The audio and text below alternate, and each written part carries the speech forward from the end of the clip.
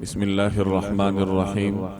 حضرت ابو سعید خدری رضی اللہ تعالی عنہ کی روایت کا مفہوم ہے کہ نبی کریم صلی اللہ علیہ وسلم نے ارشاد فرمایا کہ قیامت کے دن ایک پیغمبر آئیں گے اور ان کے ساتھ صرف ایک آدمی ہوگا۔ ایک پیغمبر آئیں گے اور ان کے ساتھ دو یا کچھ زیادہ آدمی ہوں گے، تو اللہ تعالیٰ ان کی امتوں سے سوال کریں گے کہ کیا آپ کے پیغمبر نے آپ تک پیغام پہنچا دیا تھا؟ تو وہ جواب دیں گے نہیں پہنچایا۔ تو اللہ جل جلالہ ان پیغمبروں سے سوال کریں گے کہ کیا آپ لوگوں نے پیغام پہنچایا تھا؟ تو وہ عرض کریں گے کہ جی ہم نے پہنچایا تھا۔ تو اللہ جل جلالہ پوچھیں گے کہ آپ کے گواہ کون ہیں؟ تو وہ عرض کریں گے کہ محمد صلی اللہ علیہ وسلم اور ان کی امت ہمارے حق میں گواہی دیں گے۔ تو رسول اللہ صلی اللہ علیہ وسلم اور ان کی امت کو بلایا جائے گا اور آپ صلی اللہ علیہ وسلم کی امت سے سوال ہوگا کہ کیا ان پیغمبروں نے ہمارا پیغام اپنی امت تک پہنچا دیا تھا؟ تو وہ کہیں گے کہ جی انہوں نے پہنچا دیا تھا۔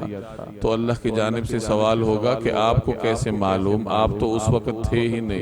تو وہ جواب دیں گے کہ ہمارے پیغمبر نے ہمیں یہ اطلاع دی تھی، یہ خبر دی تھی کہ تمام انبیاء کرام نے اپنے اللہ کے پیغامات اپنی امتوں تک پہنچا دیے تھے۔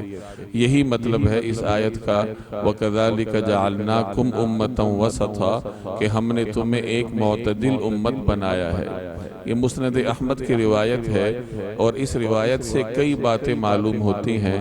پہلی بات یہ معلوم ہوتی ہے کہ اللہ تبارک و تعالی نے جس طریقے سے رسول اللہ صلی اللہ علیہ وسلم کی امت کو دیگر امتیازی صفات عطا فرمائی ہے، اس طریقے سے ایک امتیازی صفت اس امت کی یہ ہے کہ اللہ تعالیٰ نے اس کو عدد کے اعتبار سے دیگر امتوں پر فوقیت عطا کی ہے۔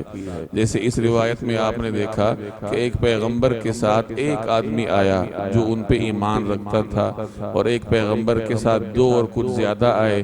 دیگر پیغمبروں کے بھی تعداد کے اعتبار سے ان کی امت اس امت سے بہرحال کم ہی ہوگی۔ تو یہ اس امت کا ایک امتیاز ہے کہ اللہ جل جلالہ نے اس کو عددی برتری عطا فرمائی ہے۔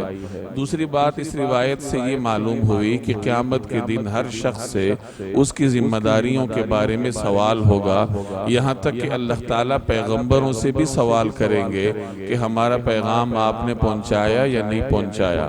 تو اس میں ہمارے لیے ایک سبق ہے کہ اللہ تعالیٰ نے جب ہر انسان سے سوال کرنا ہے تو پھر ہم میں سے ہر انسان کو تیار رہنا چاہیے کہ اس دنیا میں جو بھی اس کی ذمہ داریاں ہیں اللہ تعالیٰ ان ذمہ داریوں کے بارے میں اس سے سوال کرے گا، اور ان میں سب سے بڑی ذمہ داری اللہ کی اطاعت ہے کہ اللہ کی اطاعت کے بارے میں ہم میں سے ہر ایک سے سوال ہوگا کہ اپنی زندگی میں بالخصوص اپنی جوانی میں کس حد تک اللہ تعالیٰ کی اطاعت کی۔ تیسری بات جو اس روایت سے معلوم ہوتی ہے وہ یہ ہے کہ اس امت کو اللہ تعالیٰ نے جہاں دیگر امتیازی صفات عطا کی ہیں وہاں ایک امتیازی صفت یہ بھی ہے کہ یہ امت گزشتہ انبیاء کرام کے حق میں بھی گواہی دے گی، بالخصوص ایسے ماحول میں جب ان انبیاء کرام کی اپنی امتیں اپنے پیغمبر کا انکار کریں گی کہ ہم تک انہوں نے پیغام نہیں پہنچایا۔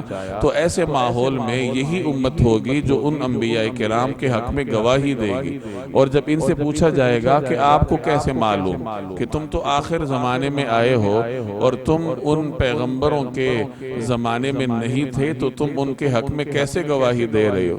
تو وہ کہے گی جواب میں کہ یا رب العالمین، ہمارے پیغمبر نے ہمیں خبر دی تھی، یعنی ہم اگرچہ اس زمانے میں نہیں تھے، ہم نے اپنی آنکھوں سے نہیں دیکھا، لیکن ہمیں اپنی آنکھوں سے دیکھنے سے زیادہ اپنے پیغمبر سے سننے پر اعتماد ہے، اور ہم نے چونکہ اپنے پیغمبر سے یہ سن رکھا ہے کہ تمام انبیاء کرام نے اپنی ذمہ داریاں بخوبی عطا کی ہیں، لہٰذا ہم اس بنیاد پر گواہی دے رہے ہیں۔